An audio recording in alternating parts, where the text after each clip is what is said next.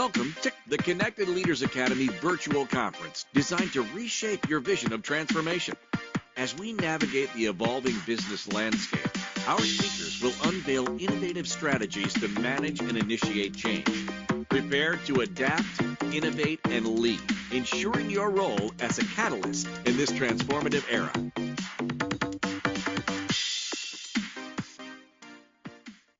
The topic I want to cover today is legacy. Legacy is often described as something that you leave behind, but legacy is something that is experienced in real-time moments.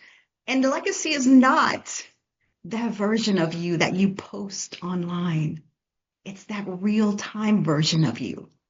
And it's not reserved for executives, a boardroom legacy, even specific titles. If people experience your influence, your presence at work, in conversations, in community, in service, even at home, you are shaping your legacy every single day. And this message is for you. When people hear the word legacy, they often picture milestones, titles, even promotions, or maybe it's an elaborate long list of achievements that are great on paper. For a while, that was the definition. I believed it too. But your legacy is not your resume. Your legacy is your imprint. It's what people experience of you in everyday moments. The way that you lead, the way that you show up under pressure, even the decisions that you make, or even when you have to repair, when something doesn't go quite right. That's part of your legacy, not in just the visible moments, but in the consistent and repeatable ones. My understanding of legacy shifted because something didn't seem right. There was influence and there was feeling invisible. How can those two exist at the same time? And that messed with me because I would show up in rooms where I had real influence. I had a seat at the table, but it didn't feel right. And it wasn't because I didn't have the credentials. It wasn't because I didn't have the skill set. It was because it didn't always feel safe to be fully visible. So I adapted how I would show up. I would soften my message. I would over-explain and explain so I would be clear. And then I would also edit myself, correct myself before anybody else had the chance to. And then I had a realization, something that just stopped me in my tracks. I realized that every time you choose to shrink, you are normalizing that for someone else. You're modeling that behavior for someone else who's looking to you as that role model. Every time you choose comfort over clarity, you're normalizing comfort at the expense of courage, which is now optional. So legacy isn't something that you leave behind. You're building your legacy and modeling it while you're still here. I'm Renee Jackson-Smith, the founder of Soar2Win. I'm also known as the unmuting coach. People often ask that question, what is unmuting? And unmuting means that you stop shrinking and you stop performing so that your voice matches your value. It matches who you are. And I work with high-performing leaders. I help them to lead with clarity, with confidence, and presence without performing for approval. Because let's be honest, performing is exhausting.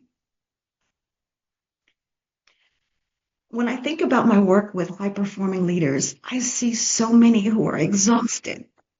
And yeah, they work hard, but they're exhausted because they're chasing a version of legacy that looks impressive, but is not structurally stable. It's not sustainable. And so in order to be stable, we have to address some misconceptions. There are 3 misconceptions about legacy. I encourage you to write these down. First, legacy is your output. The more you work, the more you do, the more you achieve, the more you produce. I know, I was the GSD girl. Get stuff done. Yes, it gets you noticed, but your presence is what gets remembered. So your output is not your legacy. Next, legacy is intent. If your heart is in the right place, your leadership will land. People will get what you intend. They will feel what you mean. And bless your heart, they won't. Your intent is important, yes, but your intent is not the same as your impact. People don't live under our good intentions. They live under our standards, the standards of what we tolerate, what we reinforce, and what we repeatedly do. That's part of our reputation. That's what people pay attention to. Next, legacy equals heroic hustle. You save the day. You carry the load. You're the indispensable one. You're the one who gets stuff done. You're the hero. If your leadership requires one person, you, to be the hero, that is not your legacy. That's dependency. And when we create dependency, that dependency is tied to our existence. And when we're no longer here, that dependency is gone. So it's not your legacy. So in order to build a strong legacy, it requires a framework. It requires a system, a process. The sustainability leadership framework is that framework. And it consists of 3 pillars. Those pillars are standards. Standards is so important. Second, development. And lastly, sustainability. When you think about standards, standards are not those cute words that we post on the wall, or maybe we post them online to represent who we are. Those are not your standards. The standards are the behaviors that we normalize. We normalize those consistently. Standards get rewarded. They're recognized.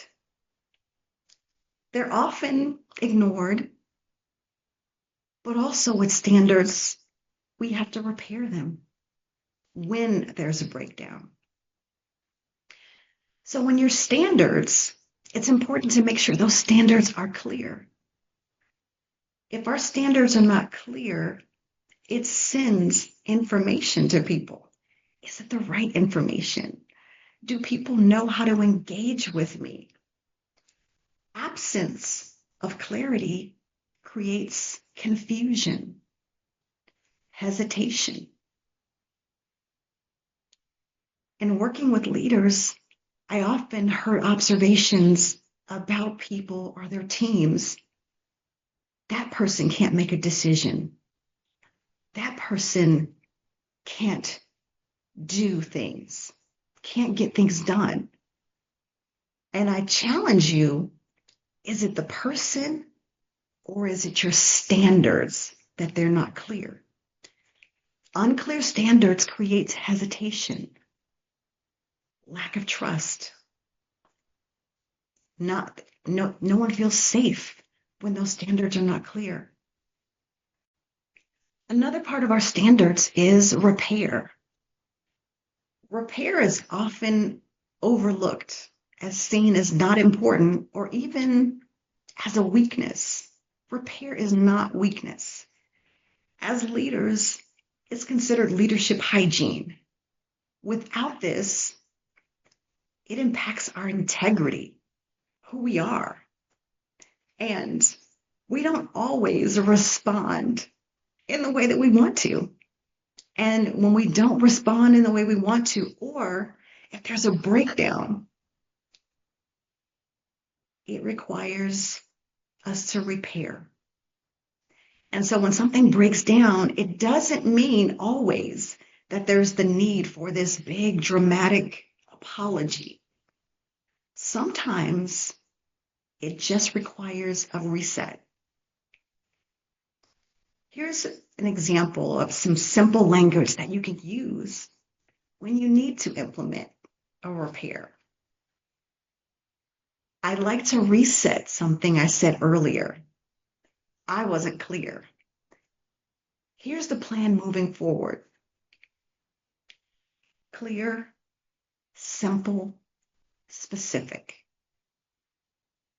Sometimes the reset is what's needed to help people move forward. Development.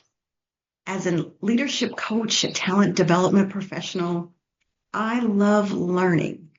It's one of the things that lights me up in the morning, of having the opportunity of being excited about what am I going to learn today.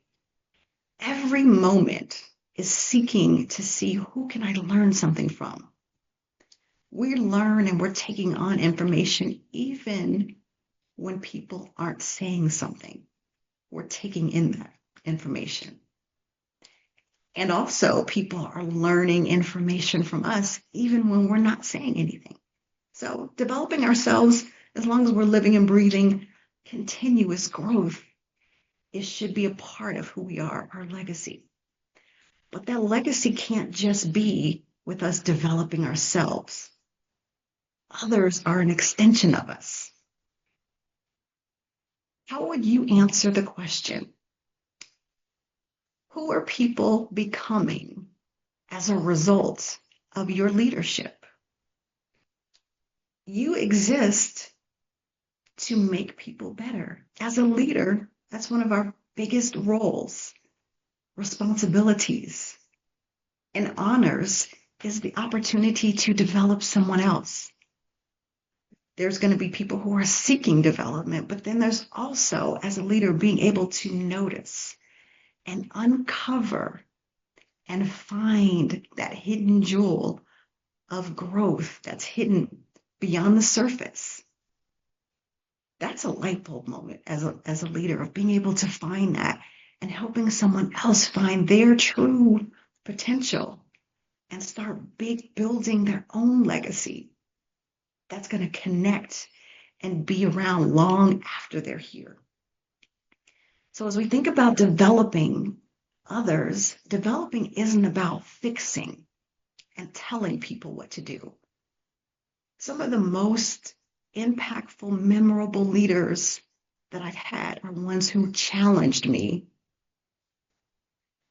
to think. Thinking was not optional. It was a requirement. It was a standard of how I would engage with.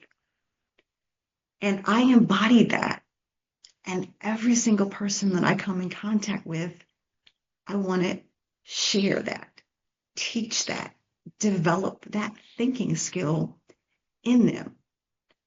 And develop it is not just on what I can receive, but what can I give?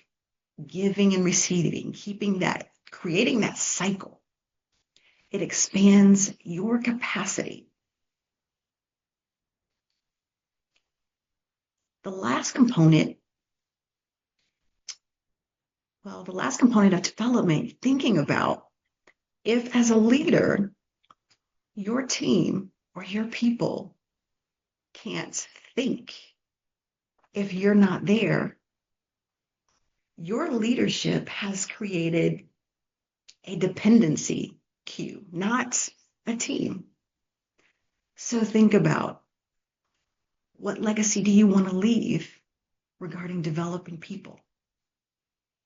Leaders will delegate tasks, but legacy leaders will delegate thinking. You decide. Which one are you? Sustainability. This is where most legacies erode. And it's not because there's a lack of talent. It's because the design was faulty. It wasn't built on a strong foundation. It wasn't sustainable. And one of the key culprits of not being sustainable is the currency of urgency. Everything is urgent. And if we operate with the mindset, we're creating this culture that operates at maximum speed. And eventually, there's exhaustion that sets in. I've heard this often. Oh, this is just our busy season. Excuses. Because that busy season never seems to end. There's a busy moment, but a season is creating a cycle. It's creating a culture that is normalizing that type of behavior. And then the last minute heroics. Being the one who jumps in as the hero and saves the day consistently. And so now normalizing that as a standard, that this is how to engage, that it's okay to have everything be an urgency. And it's okay to have to jump in at the last minute and save the day and have a hero mentality. It's not sustainable. Two things to help shift that culture. And this is so important. Protect focus like it is currency, like it is gold.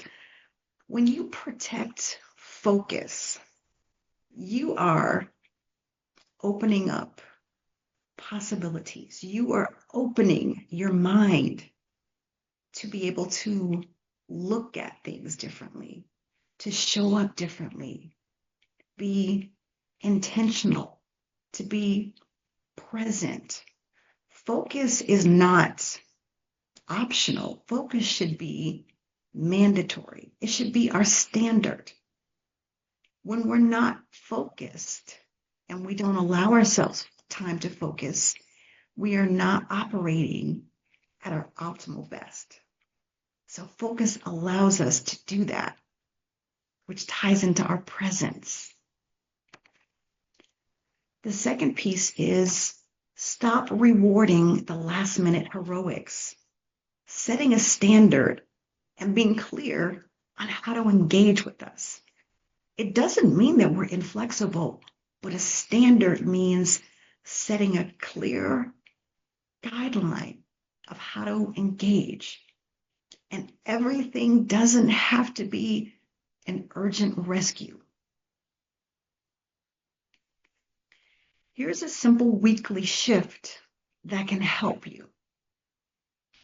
Start to shift. It'll take time because once we normalize something, it takes a while to break that habit. So here's a simple activity that you can use. It is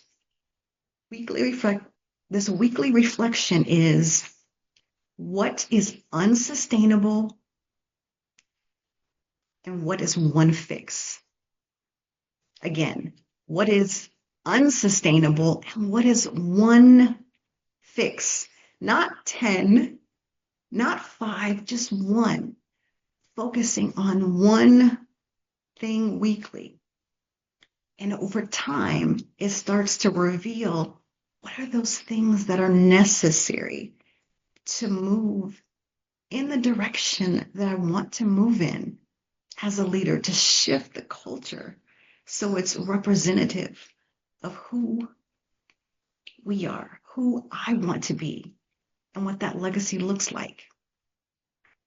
So when you look at standards and you look at development and sustainability, they're all connected. They're a part of our unique operating system. They are part of our light in the world. We don't put them down and pick them up. They happen in everyday moments when people experience us. Your legacy is important. It's personal, and it has to be clear. So think about this legacy statement. I'd like for you to reflect on it. Not now, but I want you to think about it later. So write this down. People who experience my leadership become more blank because I consistently blank. One more time. People who experience my leadership become more blank because I consistently blank. I have a secret for you. It doesn't have to be perfect. It just needs to be true. It just needs to be true. So our legacy is normalized daily in standards, the way we develop others, sustainability. So what is modeled consistently is what outlives the individual. I'm Renee Jackson-Smith, the founder of Soar2Win and the Unmuting Coach. I would love to connect with you. Follow me on Instagram or Facebook, Soar2Win and Renee Jackson-Smith. Let me know you watched. What questions do you have? I'd love to connect with you. Thanks for listening.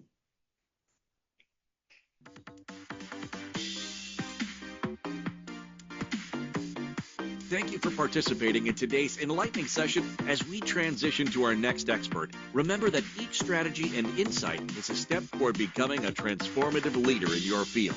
Visit connectedleadersacademy.com to stay engaged and informed. The journey of change is ongoing. Let's move forward together.